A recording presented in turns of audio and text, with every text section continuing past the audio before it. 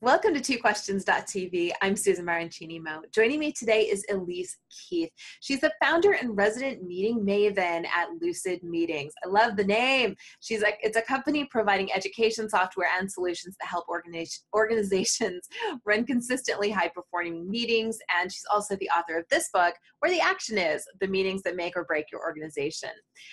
Hi, Elise. Welcome to the show. Hi, thanks for having me. Well, I love a good book about meetings anyway, but I love your book more because you started the book with a Star Trek reference. Right? How do you not? Right? I mean, I don't know why I didn't put more Star Trek references in my own book. It's just, it's who we are. So I'm always, and I think we were talking about this a little before we started the show, I'm always a little bit amazed by people who don't know how to create and run a meeting. I'm often surprised when my clients, who are typically executives, tell me, I'm stuck in meetings all day. I'm thinking, you're in control of that, like, you're the executive, you can make some of those decisions. So many people don't know why we're having meetings, what meetings are for, they're not intentional about their meetings. Why is it so hard for people to figure this out? I think there are really two root causes to these challenges, and it has to do with how we've approached them. I mean, one is this mythology that meetings are a problem. Yes. Whereas when you look at what actually happens in our businesses, we meet all the time, and a lot of the time we really want to be in those meetings. You watch, and people will jostle to get into the room where the executives are making that big decision. Right. So there's this, and on one hand, there's this idea that this is something we shouldn't have to take seriously, that it's a drain on our time and our energy, which inhibits our ability to like really get in there and put it to work. Right. So that's one thing that I think is really a common challenge, is just mindset wise, we're not approaching the problem as if it's a problem we own. Like you talked about with your executives. Oh, I'm in meetings all day, as if meetings are hungry little animals eating their work schedule. Separate from me. They just happen. Right. They're tribbles. Exactly. As far as I know, they are not, sentient calendar suckers. They are in fact things people put there for a reason. And then the other challenge is that there are two ways to go at getting better meetings. One is that individuals are trained in the skills they need. They learn how to put together an agenda and run through the conversation and take notes and all of those things. So you get individuals with skills. Mm-hmm. The other path is you get systems. So when an organization adopts something like agile design or, the level 10 EOS operating system, all of those things have prescribed meetings within them. Mm-hmm. They say, this is how you get your team to be effective every week on shipping software or running your team. And these things are treated as separate. Right. So we've got one set of experts that are giving everybody recipes and another set of experts that are teaching them fundamentals of cooking. And wouldn't it be lovely if we put those things together? Yes. So this without, the basic ingredients without any system to operate within leaves you a little flat. It is so interesting that we've come to this place where we find meetings so frustrating.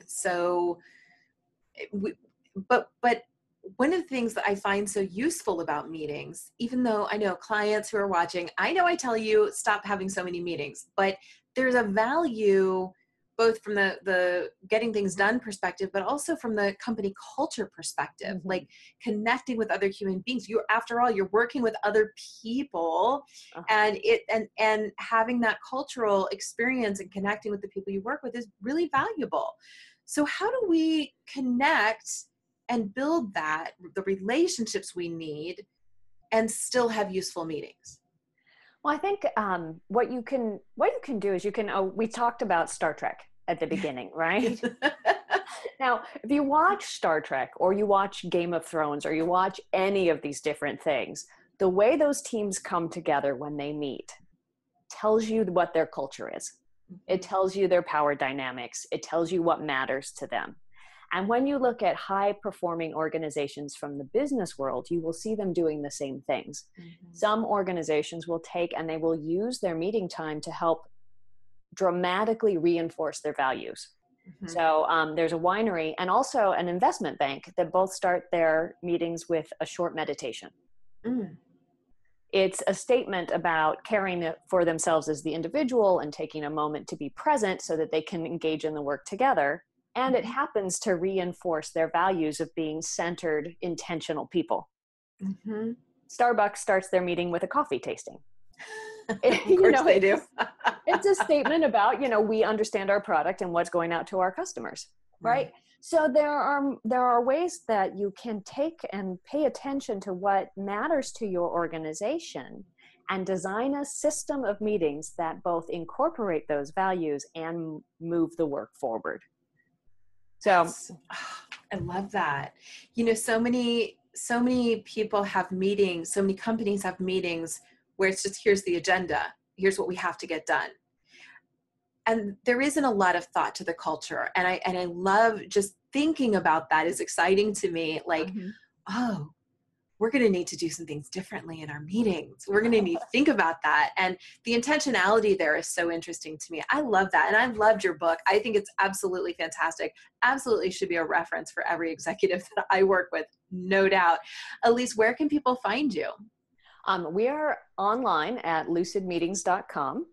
You'll find all kinds of things there. So there's a link both to the book, but also we have templates for running different kinds of meetings and blog posts, and then of course our software. So that's the easiest place. And then the book is of course on Amazon as well. Tell me about the software. So our software is really designed for those people who have found their system, right? They're like, okay, I know that in our meetings, we meet once a week to go over these things. And this is how we run a demo call with a client. And this is how I run an interview. And it helps create templates for people to then schedule and run those agendas and then collect all those records and finally monitor some of that performance. Because, one of our beliefs is that the way in which you meet forms the operating system for your business, right?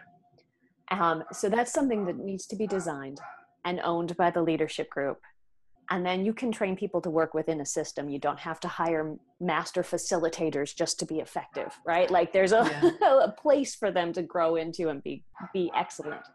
And our software helps reinforce those habits. That's so great. And we don't have time to get into it right now. Maybe you should come back, but I like this.